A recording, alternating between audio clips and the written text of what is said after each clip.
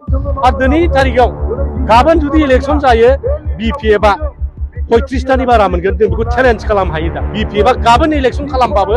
इउपिपिएलनिफ्राय सासेबो देरहानाय नङा बे दिनै प्रमाण जादों मानोना दिनै तामुलपुर प्रमद बर'नि जायगा बेवहायनो दिनै रोजा रोजा दाख्लैबो सात्रफ्रा 800 जननि बारा जइन जादों इउथ्सफ्रा सात्रफोर इउथ्सफोर आरो दिनै हाजार हाजार जइन जाबाय थादों बेथ' खुनु दंस' खालामनाय नङा लाइमोनफ्रा गावसोरनो बुजिनो हादों जे प्रमद बर'आ बोसोरथामाव रायजो सालायनायाव सासेबो लाइमोनफोरनो साख्रिखौनो होनो हायाखसै बा बेबायदि सरकाराव थानानै मा लाब दिनै खामानिबो मोनला बिटिसिआव खुनु लकेल कन्ट्रेक्टरा खामानि गैला खामानि गिदिर गिदिरखौ बेंगलाव थांनानै सिलिगुरियाव थांनानै घुस लानानै दिनै फाननानै फैजोबो दा बिदिबा जोङो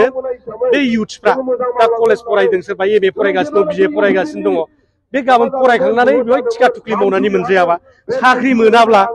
बे पार्टिजों थानानै मा लाब जागोन भबिष्यतआ दा बिथांमोना गावसिनि भबिष्यतखौ सानखा हरजोबनानै दिनै बिपिएफआव जइन जादों आरो हाग्रामा महिलारि बादि नङाबा हाग्रामा महिलारि जुदि दैदेनफिनाबा बिटिसिखौ बेहाय खुनु इउथ्सआ थांनानै थानायनि लामा गैला जोबस्रांलांनोसै बे बाथ्राखौ दिनै साननो हानानै इउथ्सफ्रा ओरै लोब लोब फैदों एखेबारे जों रावखौबो बुजायहैयाखै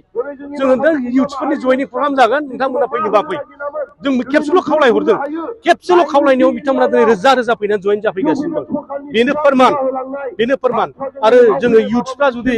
ओंखारबोआबा जोङो राजनितिखौ थिग खालामनो हानाय नङा प्रमद बर' बादि सासे थगायसुला नेतानि आखायाव जोङो लाइमोन सेंग्रा सिख्लानि भबिष्यतखौ जोङो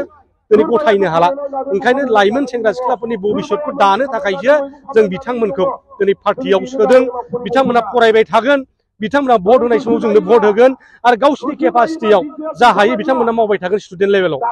बेखिनियानो रावनिबो जिबना नस्थ' जाया बिथांमोननि भबिष्यतखौ उज्जवल खालामनो गोजों खालामनोसो बिपिएफआ दिनै छात्रफोरखौ इउथ्सफोरखौ दिनै पार्टियाव सोबाय थादों लाइमुथि बे ओनसोलाव दिनैहाय मोनसे गिदिर जयनिं हाबाफारि खमायाव बेहाय 200 जनसो मानसिफोर जयनिं जादों बिसोरो आगोलाव इउपिपिएलआवमोन बिथांमोना आगोलावहाय फेरेंगामोननि गोदै गोदै रावाव प्रमद बर'मोननि गोदै गोदै रावाव भट होनानै रनजित बसुमतारी बा फेरेंगा बिथांखौ देरहा होदोंमोन दा नुबाय बिथांमोननि जे लाइमुथि ओनसोलनि समस्या हा हुनि समस्या लामा दालांनि समस्या बेफोरखौ मोनसेबो बिथांमोना बोसोरथामाव मावनानै होआखै आरो मावनानै होनो हानायबो गोहो गैया बेनिखायनो बिथांमोना दिनै गावसिनि भबिष्यतखौ साननानै गथ' गथायनि भबिष्यतखौ साननानै दिनै बिथांमोनहा बिपिएफ दलाव जइन जादों जों बरायनानै लादों बिथांमोना थिग समावनो मोनसे सिद्धान्त लादों जे राइट टाइमाव राइट डिसिसन लानानै दिनै जाथिखौ दिनैहाय फोथांफिननो बिटिसिखौ रैखा खालामनो थाखाय आवगायबोदों बे मोजां जादों आं गोजोननाय फोरमायो आरो दिनै तारिखाव गाबोन जुदि इलेक्सन जायो बिपिएफआ 35टानि बारा मोनगोन जों बेखौ चेलेन्ज खालामनो हायो दा ओरैबादि मोनसे मोजां पजिशनाव फैबाय बिपिएफआ गाबोन इलेक्सन खालामबाबो इउपिपिएलनिफ्राय सासेबो देरहानाय नङा बे दिनै प्रमाण जादों मानोना दिनै तामुलपुर प्रमद बर'नि जायगा बेवहायनो दिनै रोजा रोजा दाख्लैबो सात्रफ्रा 800 जननि बारा जइन जादों इउथ्सफ्रा सात्रफोर इउथ्सफोर आरो दिनै हाजार हाजार जइन जाबाय थादों बिसिनि एरियायाव दा लाइमोनफ्रा नोंथांनि बिपिएफ हान्जायाव जयनिं जाबाय थादों नाथाय लाइमोनफोरनि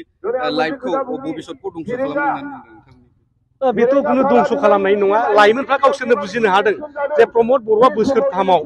रायजो सालायनायाव सासेबो लाइमोनफोरनो साख्रिखौनो होनो हायाखसै बा बेबायदि सरकाराव थानानै मा लाब दिनै खामानिबो मोनला बिटिसिआव खुनु लकेल कन्ट्रेक्टरा खामानि गैला खामानि गिदिर गिदिरखौ बेंगलाव थांनानै सिलिगुरियाव थांनानै घुस लानानै दिनै फाननानै फैजोबो दा बिदिबा जोङो बे इउथ्सफ्रा दा कलेज फरायदों सोरबा एमए फरायगासिनो दं बिए फरायगासिनो दङ बे गाबोन फरायखांनानै बेवहाय थिखा थुख्लि मावनानै मोनजायाबा साख्रि मोनाब्ला बे पार्टिजों थानानै मा लाब जागोन भबिष्यतआ दा बिथांमोना गावसिनि भबिष्यतखौ सानखा हरजोबनानै दिनै बिपिएफआव जइन जादों आरो हाग्रामा महिलारि बादि नङाबा हाग्रामा महिलारि जुदि दैदेनफिनाबा बिटिसिखौ बेहाय खुनु इउथ्सआ थांनानै थानायनि लामा गैला जोबस्रांलांनोसै बे बाथ्राखौ दिनै साननो हानानै इउथ्सफ्रा ओरै लोब लोब फैदों एखेबारे जों रावखौबो बुजायहैयाखै